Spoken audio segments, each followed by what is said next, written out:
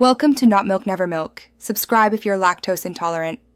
In this video, I will show you how to adjust Infiniti Q50 headlights. First, park your car on a level surface, about 25 feet from a wall. Make sure your tire pressure is set correctly, as this impacts headlight aim. Next, open your hood and locate the adjustment screws on the back of each headlight assembly. You'll typically find one for vertical and one for horizontal adjustment. This preparation ensures a precise and effective adjustment process. Now, let's tackle the vertical adjustment. Using a Phillips head screwdriver, carefully turn the vertical adjustment screw. Turning it clockwise will raise the headlight beam, while turning it counterclockwise will lower it. The goal is to have the top of your low beam cutoff line sit about 2 inches below the center of your headlight height on the wall. Take your time and make small adjustments for the best results.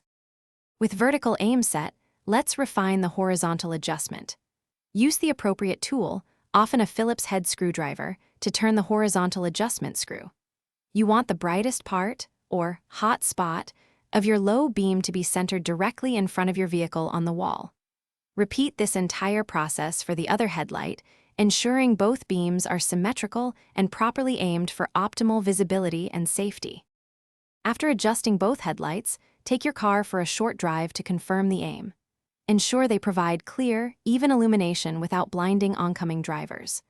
Regular checks of your headlight alignment are a good practice, especially after any front-end work or suspension changes.